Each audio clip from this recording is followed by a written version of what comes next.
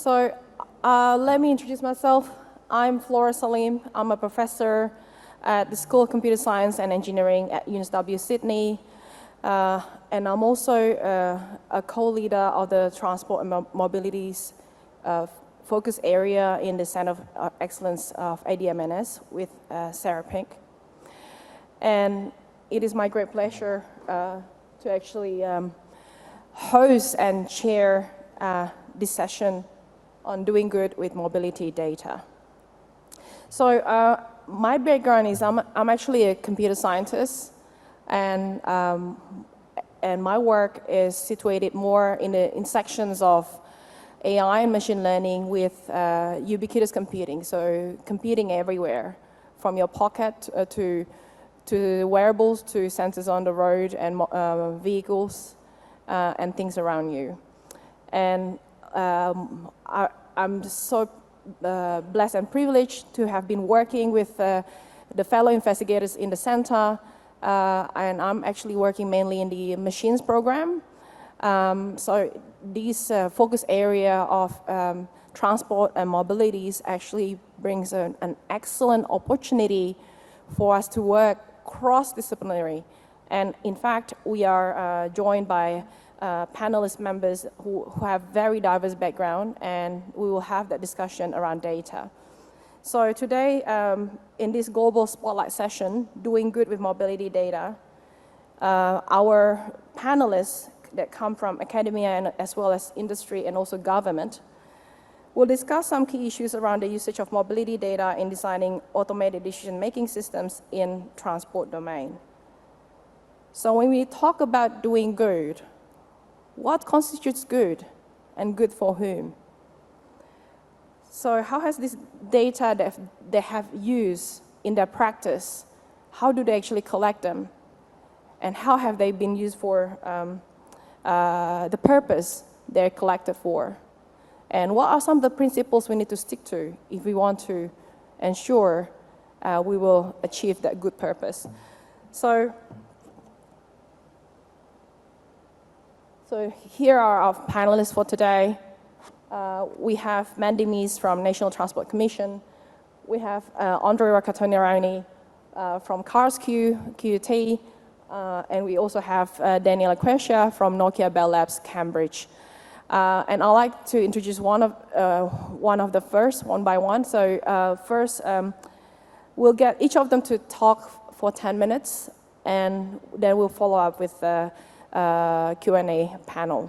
So if you do have questions that you'd like to ask to any of the panelists, please do take note of them, and we'll raise them at the end.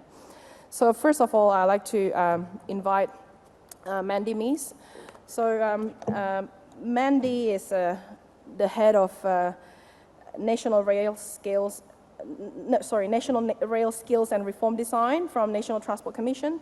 Mandi leads complex national system reform at the National Transport Commission to support Australian governments to improve productivity, safety, regulatory efficiency, and environmental performance of the land transport sector. Thank you, Mandi.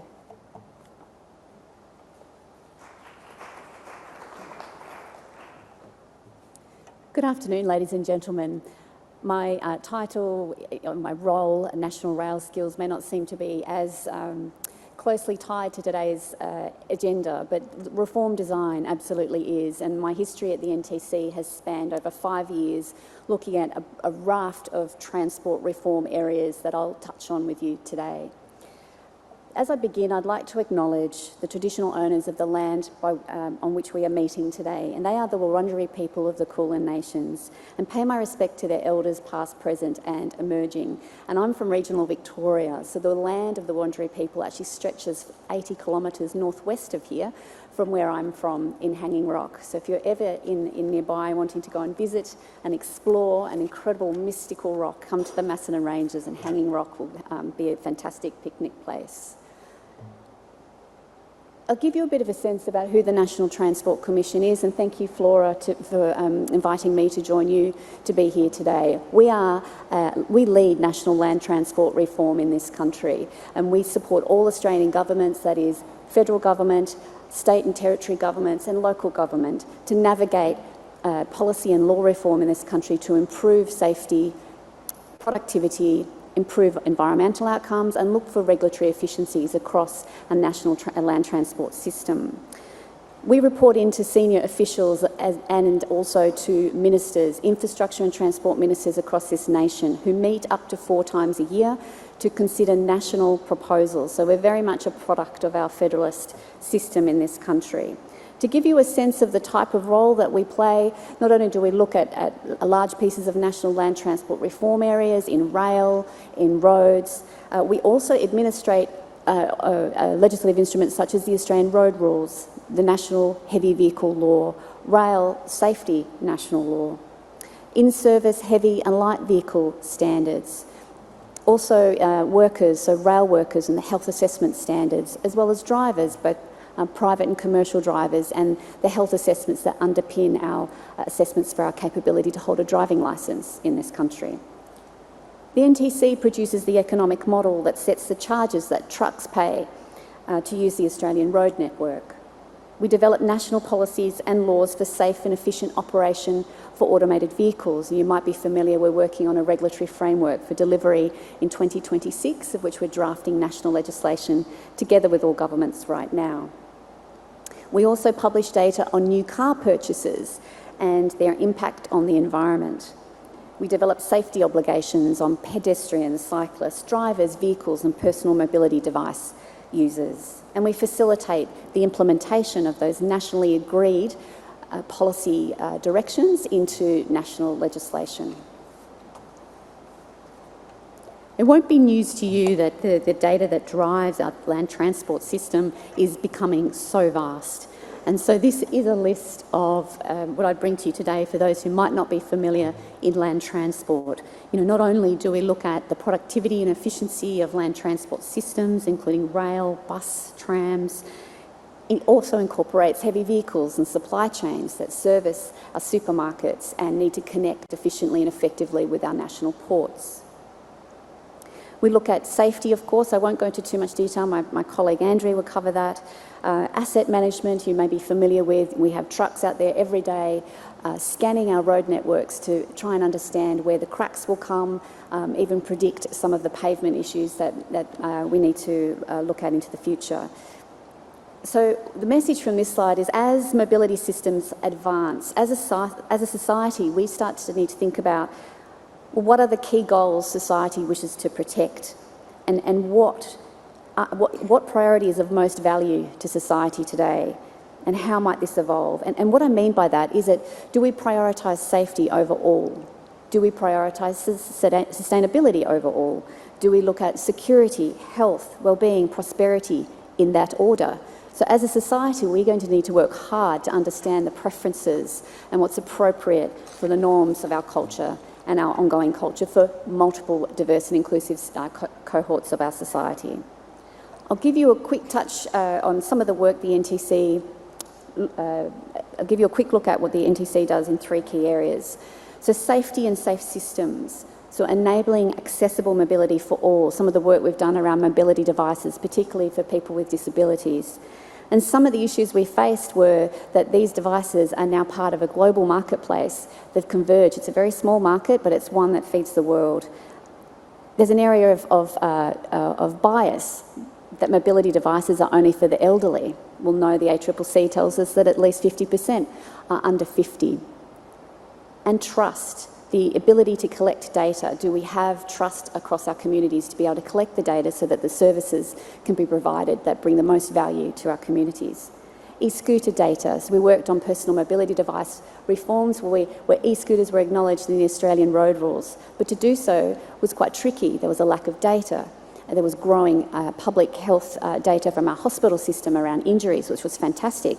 But how do we as a society provide the right level of data to enable governments to make the best possible decisions? And also, how can we help riders have a better experience, and how can we help those business owners and investors to provide better services with geolocation data? But the key is forward-looking, and the challenges for society we will incorporate aspects of equity, what we do to provide services to rural and regional communities, Suburban communities, how can we improve the efficiency of those solutions? User behaviour, particularly in road safety, our driving culture. How can we shift our driving culture to one that takes more personal responsibility? Another area of work for the National Transport Commission is productivity and jobs.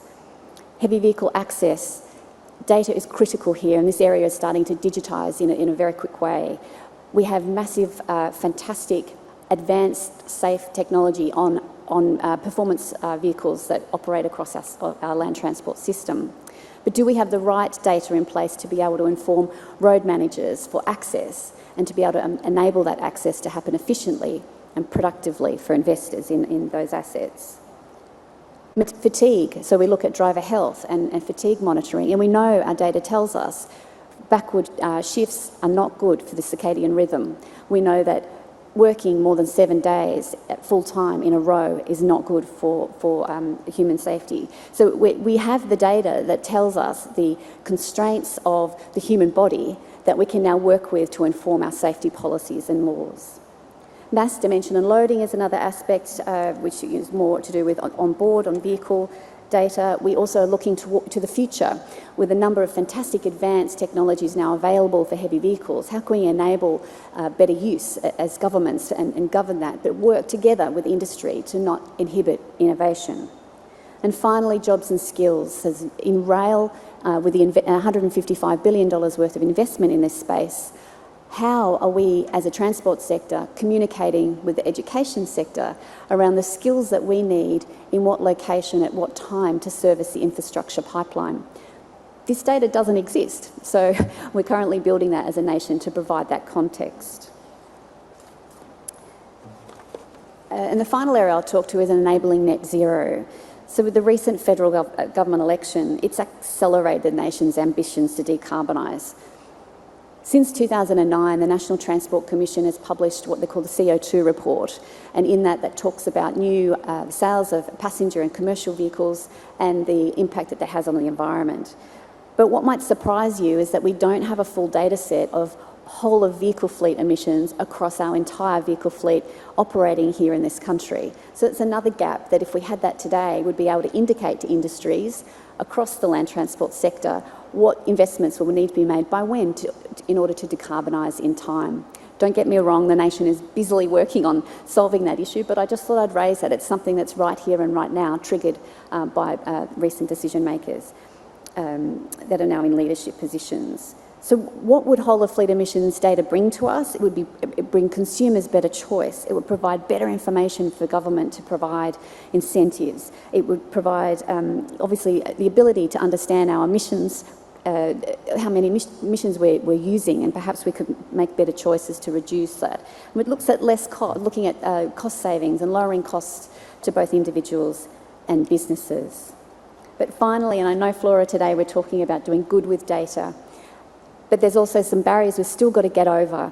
And as I thought about this, bringing it to you, I didn't want to leave you with a sort of a negative or a sullen view of the world. For inspiration, for anyone who's interested, The Art of Possibilities is a TED Talk from Benjamin Sander, which is really fascinating. So you're looking for some inspiration and looking for some broad systemic thinking. Here's someone that can help inspire you through that. I mention that because as we look at the futures that we face, they are so diverse, they are so dynamic, will continue to evolve as you're trying to solve them. So it's going to need different complex decision makers and thinkers to be able to wrap them up and find solutions.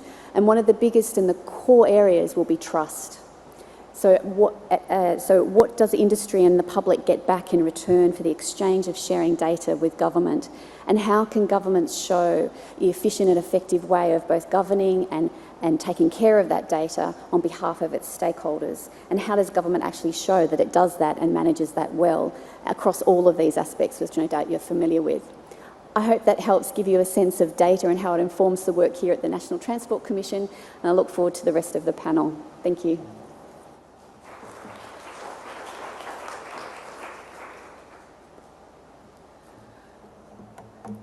Thank you so much, Mandi, for those thought-provoking, more questions than answers for us in the room to ponder.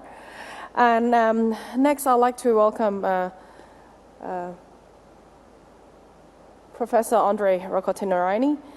So Andry is director of CARSQ, and he's established CARSQ Advanced Driving Simulator Lab, and he has more than 25 years of research and management experience in computer science and advanced expertise in road safety, intelligent transport system design and implementation.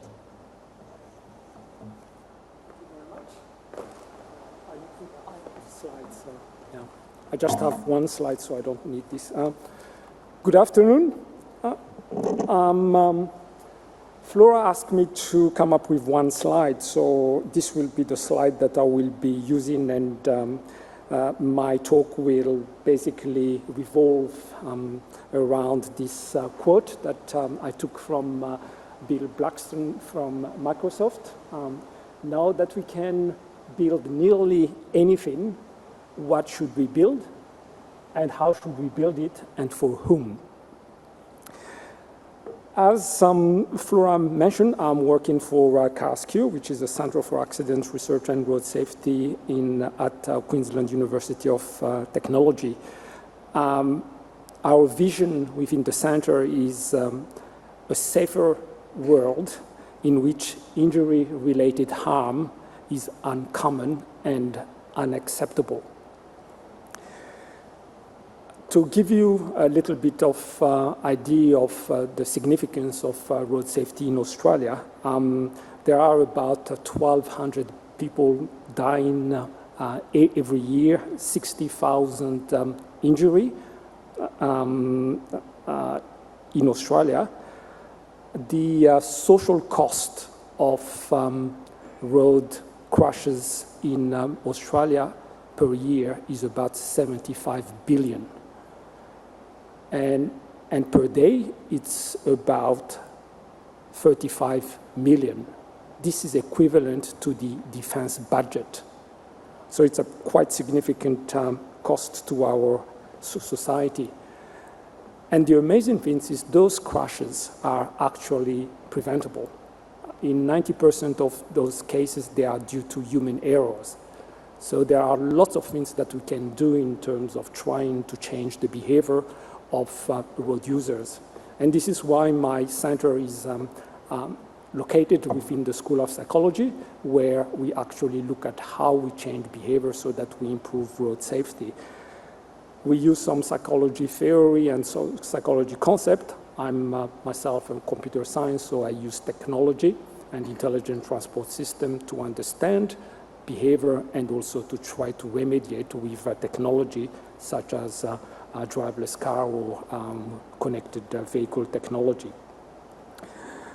As you know, based on this quote, there are lots of technology around. If I quote Donald Norman, who is kind of a god in the design, he basically said that a radical innovation were driven by technology without any design or any query or research or formal analysis of the needs. But when it comes to technology for transport, it's quite different. If you look at the cooperative automated vehicle, it's not the drive for change. From my perspective, it's more an enabler for change. So enabler for change means that we really have to understand in a holistic way how those technology will fit in our society and how it will help. And one of the things that we have noticed with, by using technology in transport is that it could reduce crashes, but it could also exacerbate it. So if you look at mobile phone, which is part of the Fatal 5 in Australia, mobile phones are great for society, but if you use it in your car, it kills people. So depending on how you use it, it can have some negative ramification. Now, one of the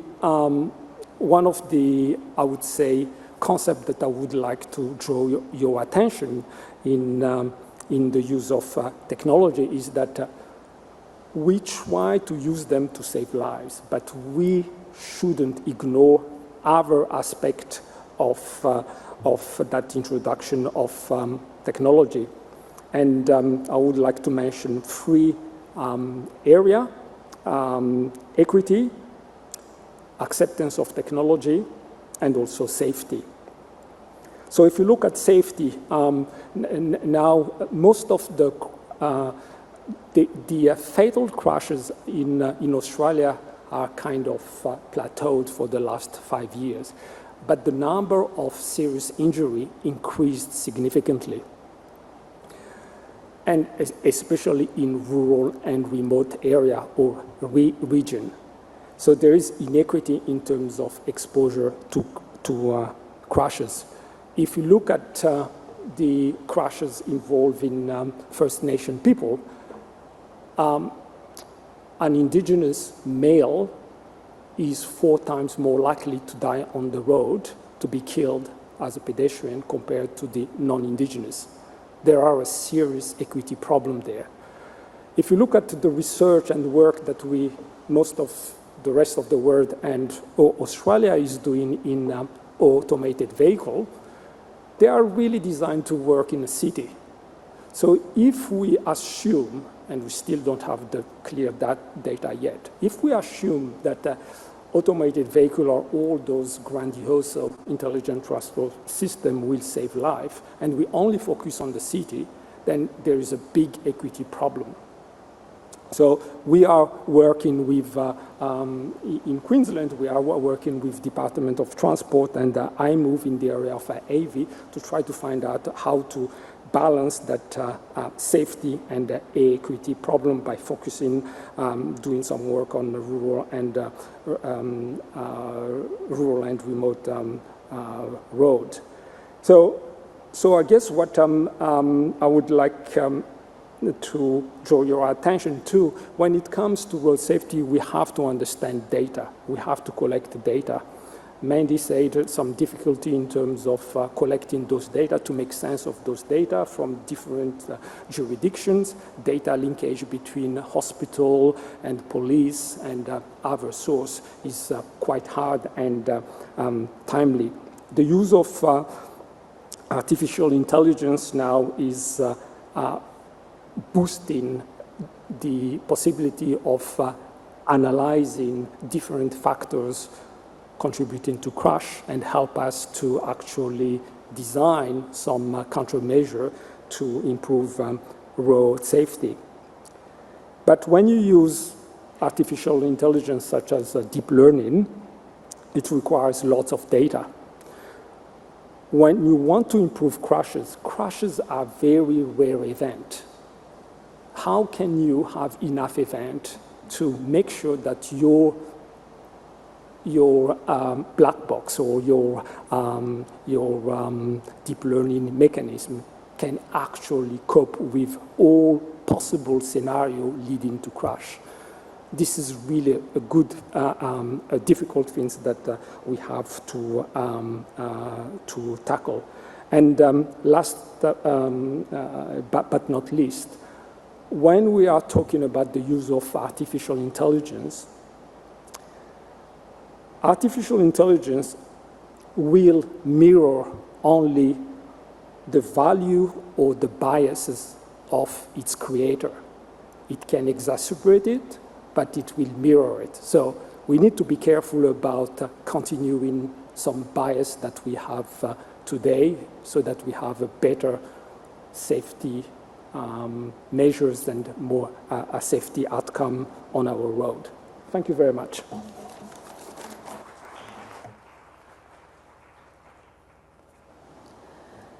Thank you so much, Andry, to highlight the need to think about developing tech to save lives.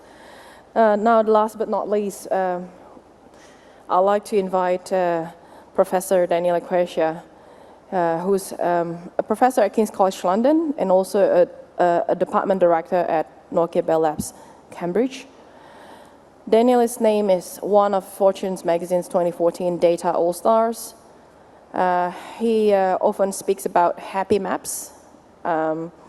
And he was research scientist at Yahoo Labs, a Horizon senior researcher at University of Cambridge, and he was also a postdoc at Department of Urban Studies and Planning at MIT in his former life.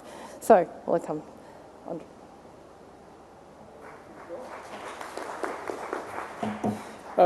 Hopefully you can hear me.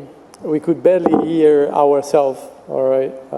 And that's a very engaging experiment because I couldn't hear my colleagues and you heard, hopefully, them.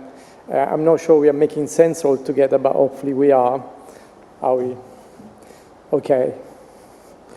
You don't look very sure, but it's fine.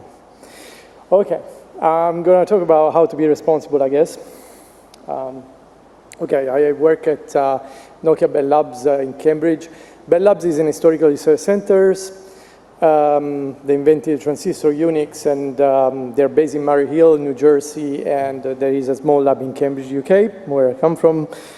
I work with wonderful people, mainly computer scientists, but not only, and they work on all sorts of type of data and devices. And also I'm affiliated as professor at the Center of Urban Science Progress, CUSP. There's one in NYU in New York, and then another one at King's College in London.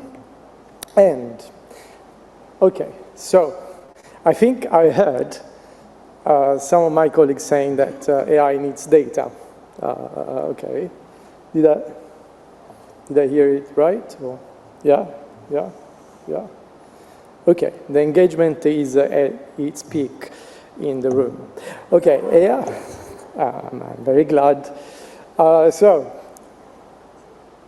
great. So AI needs data and conversations as well, by the way. So AI needs data, and of course, if AI needs data, then it's important to know who owns that data.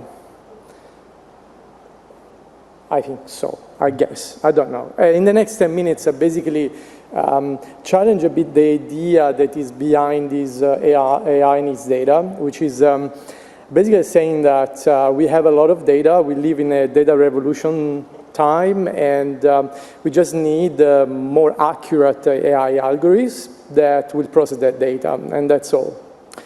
So I will challenge that idea by simply saying that data is not available, but no matter what you heard, is unavailable. And also, data is not meaningful. It's actually meaningless. And, okay, great. That's my introduction. So, most of the research we have been doing over the last 5 years has been actually I think, to quantify something that is difficult to quantify, something that I say quantifying the intangible, whatever that means. So there are different kinds of data that you can use. For example, crowdsourcing data, social media data, data that you get from devices, that could be your wearable watch. So already from the data perspective, you need to have a bit of flexibility, right? You cannot really say, I'm a scientist working with crowdsourcing data, and that's what I do, right? You need to have a sort of mentality that I guess the inspiration of this meeting today is the mentality where you sort of need a mixed method approach, right? You need to speak clearly, easily to people who have a different background and trying to solve a problem together. And that's the hardest thing you can do in your life. All right, so just to give you an example of what I mean to quantify the intangible, if I were to ask you, right, which of these two urban scenes makes you happier?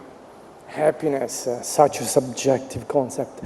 But if I were to ask you which of these two urban scenes makes you happier, which one would you say? Who says A? Your blood pressure is going up just by raising your hand. Who says B? Excellent. We have done some exercise today. Excellent. So, yes, a lot of people say it's B, right? The simple reason is because they cherry pick the images just to entice you to actually answer B. But the point I want to make is that, yes, happiness is a very complex, multifaceted concept, as people who can speak really well say. But also there are certain universal elements that make an urban scene happier, right? And you identify somewhat those things in a matter of a few milliseconds, actually. How did you do that? Okay, we wanted to tap into the crowd intelligence, and we built many years ago a platform that is called urbangems.org, where we basically ask Londoners to rate pairs of Google Street Views in London. And we would ask which one makes you happier, left or right. And then basically they had to answer that the left, right, and then they would get recommended, based on their preferences, hidden urban gems inside their city in London. But as researcher, we get like 6,000 people playing this game. And since we get many people, then we could rank the urban scenes in London by happiness, by beauty, and by quietness. Okay? So that's already an example of quantify something that maybe the average computer scientist would say, I'm not going to do it because it's very complicated. They would say, I don't have ground truth data. Well, you can create it, like by looking at crowdsourcing data, for example. But then we discover a lot of interesting stuff, what people dislike, what people like, what makes them happy, what doesn't make them happy. Basically, whatever urban transport engineers deal with make people unhappy, like fast-moving cars, big roads, whereas people are quite happy with small greenery and things that are like little public gardens that increase the sort of social experience of people, hopefully. Okay, so what did we do then the next 2 years after doing that? We went back to be a quantitative, serious people, and what did we do? We had points on a map, and these points had beauty score, happy score, quiet scores. What do kids in kindergarten do with points? It's easier than you think.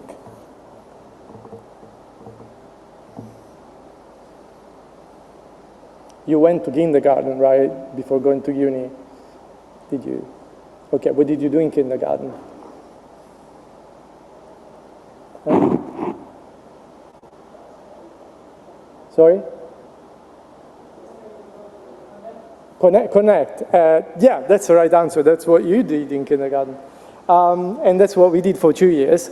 Basically, instead of basically going the shortest path between A to B, we went on the short path that makes you happier, that is quieter, that is more beautiful. Basically, by then combining crowdsourcing data, the previous experiments I showed you, with social media data, then we were able to build a routing tool, like a Google Maps on your phone, that instead of giving you the shortest path between A to B, is going to give you the short path that is happier, that is more beautiful, and that is quieter. There you go. So kindergarten is always pays off at some point, even if you don't know it. And then basically what happens is that we did user study in Boston and London, and people say, oh, wow, okay, I cannot distinguish between the shortest and the short path, which was, okay, that was the point, right? But I can clearly tell that, for example, the happy route, even if I didn't tell them there was a happy route, was much better, right, than the shortest path. Okay, so that's all cool, but then people complain, like they do in all user studies, and we love them for that. And so they complain about missing bits, and there were 3 missing bits that they complained about, both in Boston and London. One was about memories. People perceive streets differently depending on the memories they associate. You know, a guy said, I gave my first kiss here, this street is horrible, but for me it's beautiful. You're not capturing that. Okay, cool. So historical memories, personal memories, it's very difficult to capture. And then there was other people that sort of complained, oh, you're not capturing the smell. For example, I take the parallel road when I go to the subway station every morning because there is a bakery shop. So I wake up with the smell of the bakery shop. You're not capturing that. So, okay. And then there was a final person saying that, well, you're not capturing my sensorial experience when I go running because when I go running, I synchronize with the church bells on my path. You're not capturing that. So we are not capturing the sensorial experiences at the end of the day plus memories, right? So we wanted to work on smell. So we thought about, okay, maybe we can have sensors, but that doesn't work really well, or at least costly. And I mean, you're not going to do a project in a quarter with sensors and smell. Okay, so what did we do? Well, then we waited for 2 years, and then I went to a party and I got tipsy, and then I met Kate, and then Kate said that she does her PhD on smell walks, and I never heard of smell walks before. And I said, okay, maybe I'm a bit tipsy today, but let's talk tomorrow, whatever that means. And then she explained basically that she went for 3 years around the world collecting, asking people who live in those cities to collect smell descriptors. And smell is also pleasurable odors. So she collected over 3 years, 380 descriptors, keywords of smell. I said, perfect. There you go. Now we can work together. So we collected the 380 descriptors and we matched it with social media data that is georeference. So we could match the descriptor of odors with social media on a map. And that's what we did. So out of that, then we built a taxonomy, the first taxonomy urban smell that exists in the world, where the good news is that the smells are not only negative, but also positive. Most of the literature on smell and air is about the negative side. We researchers like to be negative. So we all research like bad air quality. There doesn't exist anything else. Bakery shop, no. It's not on the map and on the research agenda of anyone, actually. Well, except a few people who talk really complicated. And then the good news is that we have smells that are not only positive and negative, and also social media data is very biased, so we work with epidemiologists to actually say a street level segment to which extent smell descriptors from social media actually match measurement of nitrogen dioxide. And thankfully enough, they do. Okay, so just to, I'm out of time, but just to show, I guess, a bit, just 2 minutes. Okay, so I show you the map of London, and we're looking for descriptor of traffic, and then you can see the big roads emerging. Then we look at descriptor related to nature, and we have the naturescape of London with the big parks there, and you can go on and on and on with the different categories that you have in the smell descriptors, right? This is the food category, the foodscape.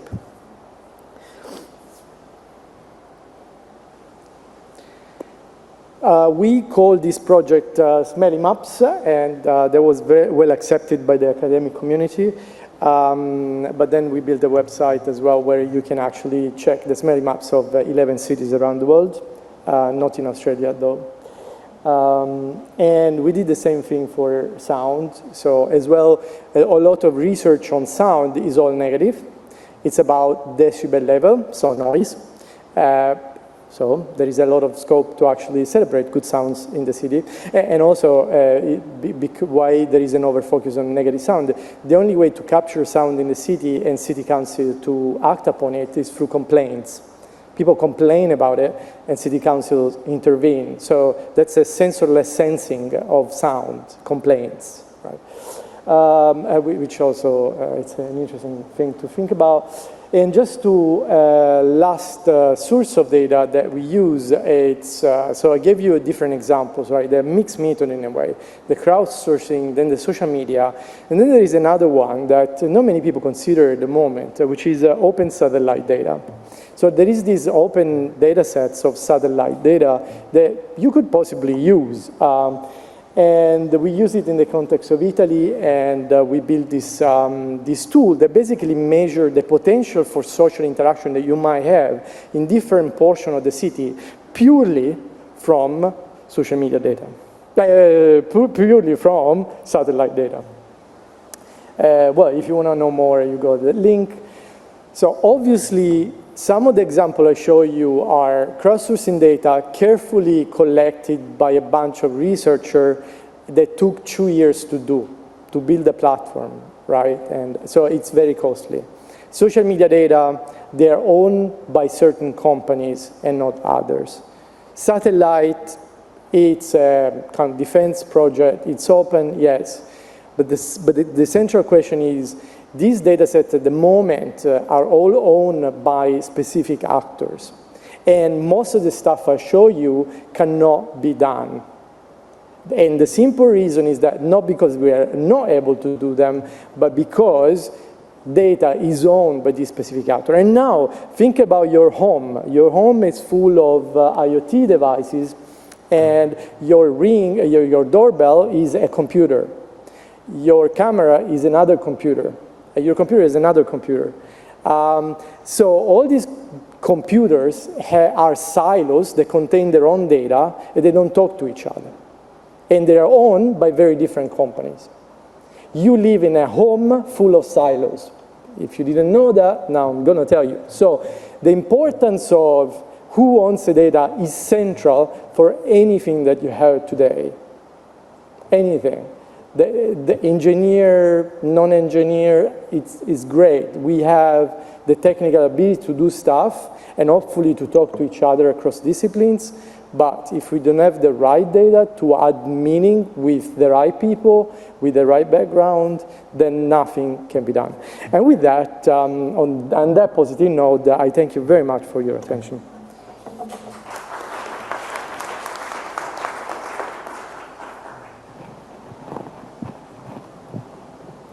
Thank you so much.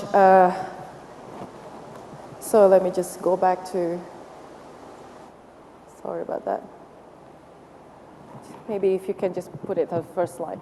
So thank you so much for the brilliant, thought-provoking conversation status. I'm sure there are a lot of questions in the room, but let me just kick off. So if you do have your questions, you can raise your hand and Sally will pass the mic. But let me just start off by asking you about this question about the topic of this session today, which is doing good. Now, I guess I'll start off with asking Mandi, because you work with so many different stakeholders in your role, and perhaps what you when you work with a certain project, what constitutes good for certain stakeholders is different, and you might be working with a lot of different conflicting priorities and values. So how would you actually then mitigate across what is good or what is better? And yeah, how do you use data to actually then make those kind of judgments? Yeah, thanks, Flora, for the question. So when given a brief on a particular area of the land transport to look at reform and reform options, first we look at, well, what are the issues, what is the problem, and really define the public purpose behind the reform. And collect, obviously, data is really important in terms of collecting the evidence to support what possible options are there, but getting a really clear crystal picture of the impact on people, on the impact on systems, on the impact on assets, the impact on environments as best as you possibly can as you're starting to develop what your reform design response could look like. Because ultimately, at the end of the day, and this is where those who are in systems engineering, this is your space right now, where how can you find those interconnected, interrelated aspects of society that can benefit from a particular reform process that may be without, beyond your immediate initial thinking. So you've really got to delve perhaps further than what the reform brief is, and then bring it back in to be able to attack it best, to be able to capture the not saying it's right, because your stakeholders will always tell you where your boundaries are in terms of reform, but certainly give you the best chance of advancing reform well. You mentioned about assets, and because this is basically an expensive and limited resource in our cities and regional areas. So Can you give us an example when, you know, some of these conflicts really, you know, becoming more clear and you have to actually mitigate some of these? Maybe give us a tangible example. Yeah, one of the examples will be the personal mobility device. You might be all aware of e-scooters and incorporating them into our land transport system. Well, when we were given this brief, it's about 3 years ago now, if we think about the way that infrastructure, public infrastructure, has been designed over the last 50 years, never was it contemplated that we needed to consider quite different type and style of devices as we do today. And nor, you know, we won't know what that will be in the next decade and beyond either. So one of the challenges we had was the Australian road rules is model law. It's a template law that state and territory governments draw from for their road safety acts to embed, take to their own parliaments and to approve. So that's the mechanism. So in that mechanism, it's structured in a way where the motor vehicle and the driver is central. It does talk about pedestrians and cyclists. There's over 300 rules, but it's based on a legacy of infrastructure that just didn't contemplate this type and style of mobility. So to try and unpick that hierarchy and find a space is the difficult components, because, you know, some stakeholders really welcome them. They said, as riders, we really want to be recognised as riders just like drivers. However, if we think of the safety implications of a device that can go 10 or 15 kilometres per hour on public paths or low-speed roads, it's really difficult to understand. We help the public understand the safety implications of that alone. And then you need to think of the hearing and the vision impaired, and the elderly and those whose confidence decreases in cases where those devices may be enabled in their environment. That's great, thank you. Andry, you mentioned about the aspects of how models require, I mean, we know deep learning and AI models always require lots of data. And of course then the catch-22 or chicken and egg problem with, you know, you need more data, especially in your area of road safety, which, you know, we don't want more crashes, right? So how do you deal with that? Especially you also mentioned about the issue of equity, equity in transport. How do you deal with the aspects of ensuring automated decision-making systems that are deployed in a society, especially in our regional areas, are not actually impacted by the aspects of, you know, not enough data in the area? Thank you very much. I still struggle to hear you, but I got the gist of the question. So I'll answer the question about how to ensure equity when you deploy new technologies such as automated vehicle. From the safety point of view, a deployment will be equitable if the exposure to crashes is all the same for all the demographics, regardless of their location. So we need to make sure that the exposure to crashes are equitable in rural and remote compared to a city. But in terms of demographics too, if for the elderly, for example, we know that for their well-being, we should maintain their mobility somehow. If we remove car from them, then we know that it's actually very bad in terms of mortality, injuries, and all that kind of thing. So we need to look at, from the safety point of view, exposure to crashes and impact on their well-being, but also access to transport. And I think the example that I gave you about indigenous male more exposed to crash compared to the non-indigenous, there are lots of factors contributing to that. Non-access to transport, distance walking to their work, difficulty to get a license, a driving license. All those kind of things has to be considered holistically. The second part of your question was about how can we have enough data to make sure that automated vehicle monitored by AI can respond safely to all situations. I always say, I don't think I will see that in my lifetime, and I'm not that old.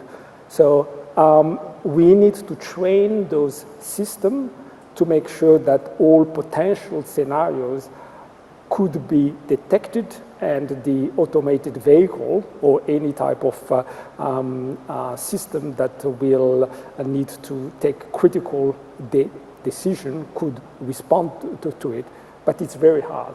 I think some of the vehicle manufacturers now are collecting more and more data. That's what we do within my center. We drive the automated vehicle in different area, including city and rural and remote, to make sure that that car can progress safely in all situations. And it's a long work.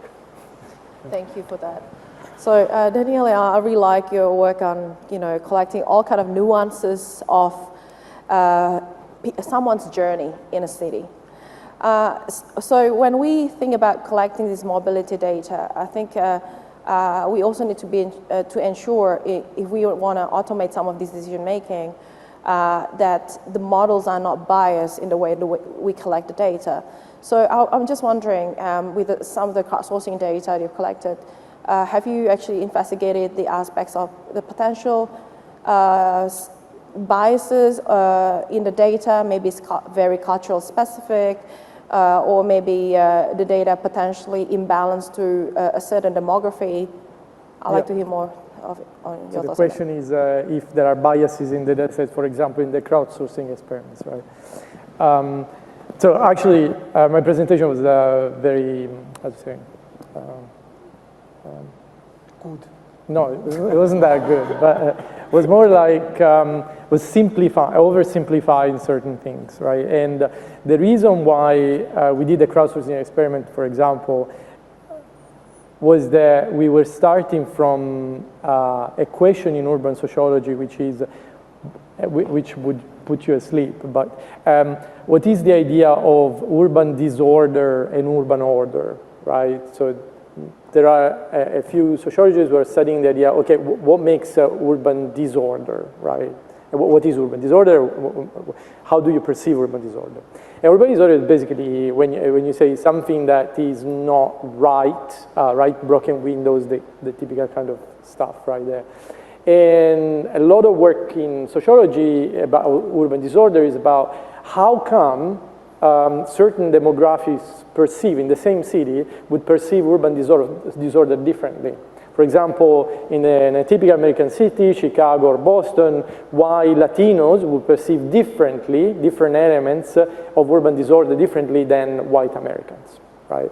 That is a sort of certain question because it gets into policies, right? Because policies in a way, it's more or less like algorithms, right? They need to average things out and they need to say, okay, that's the average point where sort of everybody's happy. And that's the problem, is that if different segments of the population perceive differently urban disorder. So of course, there is bias in the perception of beauty, of quietness and happiness, even across racial backgrounds. And then in the data, we also saw a racial background, at least in London, we were representative. But one thing that we were skewed towards was professions. So there were a sort of more people that were doing urban-related professions like transport, designers, technologists, and it was not representing the wide spectrum of the population in there. So obviously there are biases, but sometimes I feel like we have this notion that AI is super intelligent when AI is pretty dumb. And AI doesn't need to have biases. We have biases more than the average AI. And AI needs a personalized approach, very nice, but policy making is not even personalized. So we have aspects of lives that we live for centuries. They are biases, they are not personalized, and we lived with them. We sort of manage them somehow, right? To pretend from AI to be unbiased, super personalized, I think is a bit of a distraction, I think, but that's my opinion, yes. Right, thank you. So I'm just wondering if there's any question from the floor. We were so clear that you I think guys everyone's are very done. happy with this panel. I'll actually ask, otherwise I'll ask one more question. Oh, there are actually two questions here. Sarah.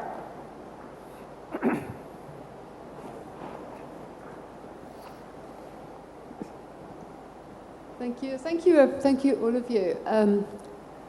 I guess for me, what's been kind of curious about this is that you've actually talked a lot about.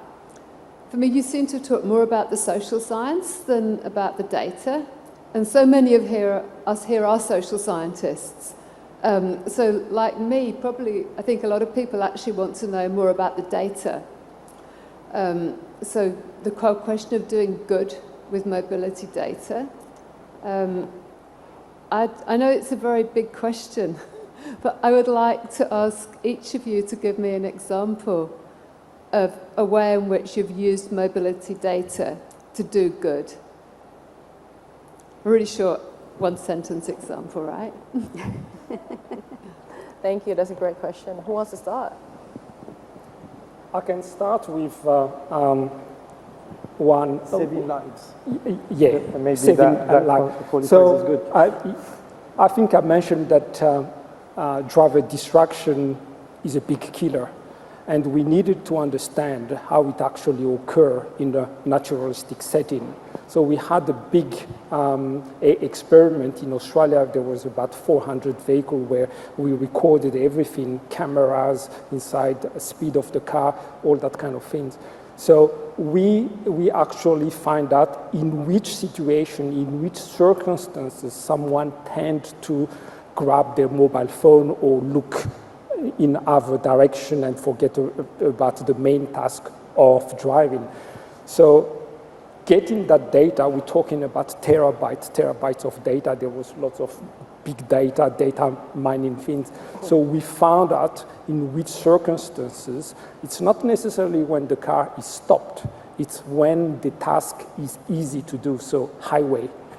So that helped us to come up with some recommendation to policymakers about what to do, what kind of education, what kind of enforcement for police, deploying them more on the highway instead of, in the city. So that is kind of things that the data was good for us.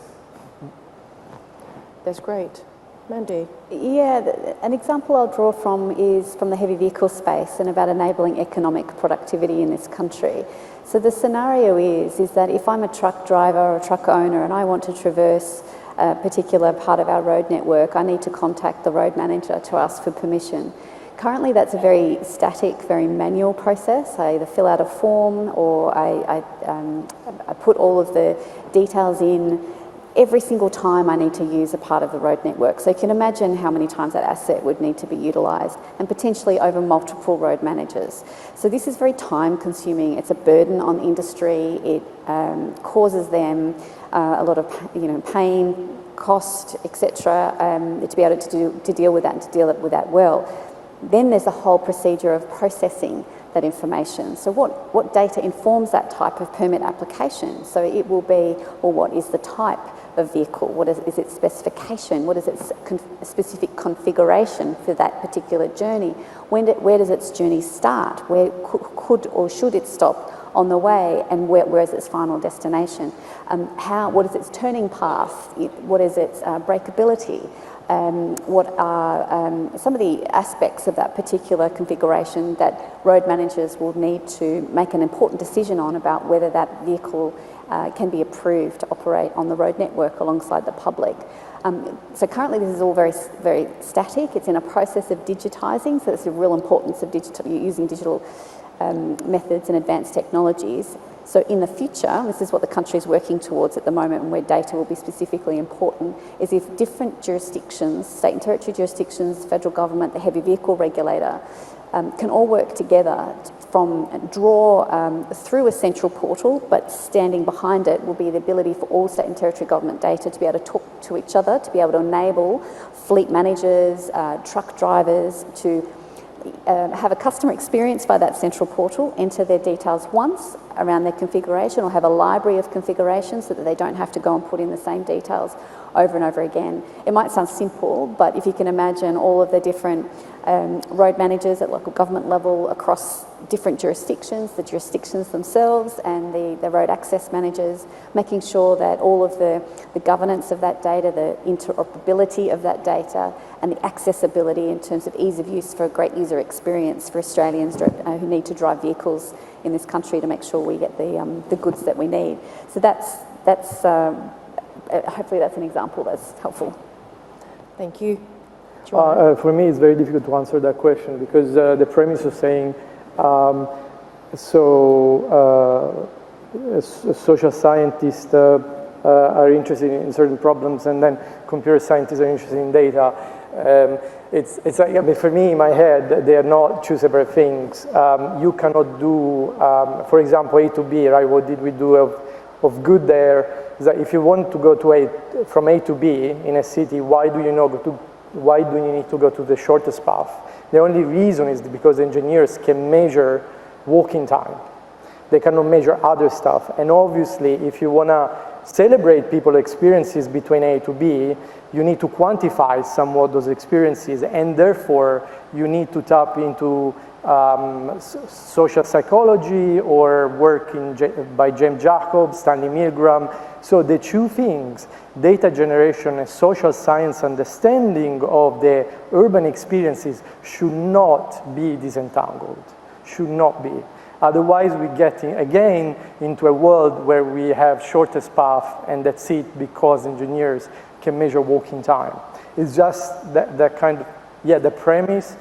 I'm not sure I can work it out. That's not the premise. Okay. The premise was the question, how have you used data for good? So if you have an example, I'm not saying that you separate the social and the engineering sciences. But the premise was, you guys talk about social science, and we are interested more, since we are social science, we are interested more in data.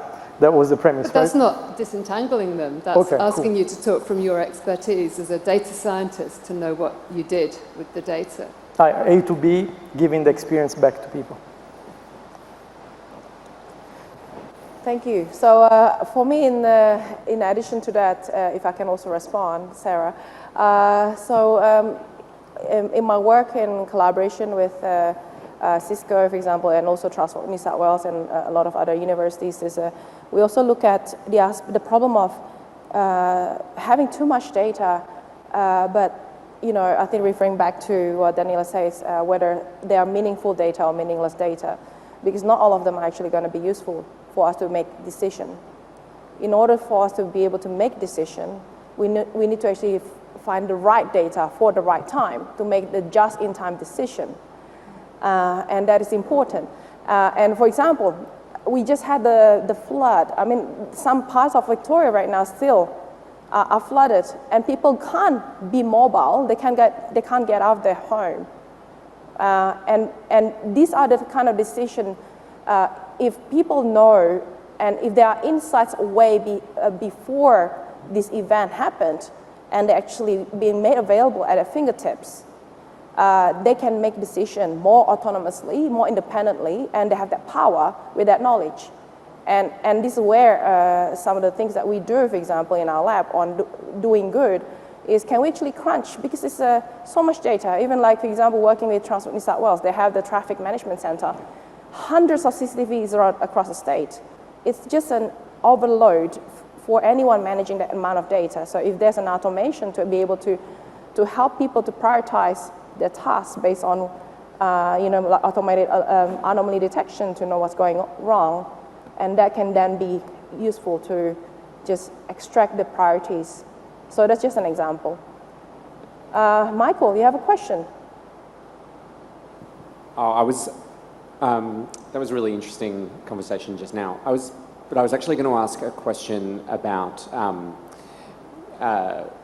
the National Transport Commission planning and so on, and whether you're looking at, I was particularly interested in what you were saying about the stress of different types of work and the impacts of doing, say, long-haul truck driving for long periods of time, and what the data shows about the different bodily stresses that are involved in that. And I just wanted to ask if you were also looking at that for emerging types of piloting work. Like, I do a lot of work around drone technologies, for example, and we were just talking before about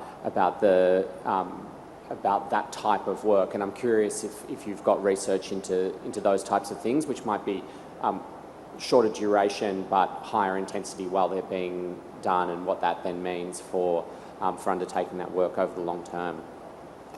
The research that I could put you in touch with was based on a cohort of truck drivers in lab and in a naturalistic environment. It was more sort of short haul, but it tested, and it was conducted here in Melbourne with the CRC of productivity and safety, which I think now no longer exists, but the research is definitely there and it's very strong, and it's certainly something that we're drawing from.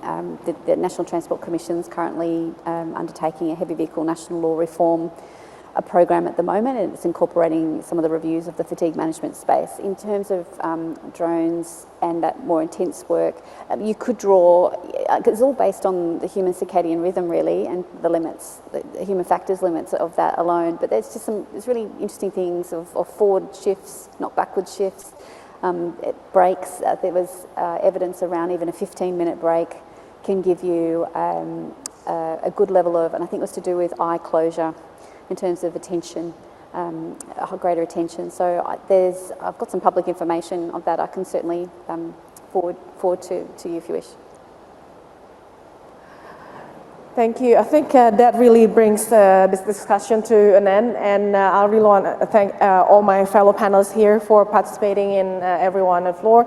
We will have a bit of break before our next plenary session at 2:30. Thank you.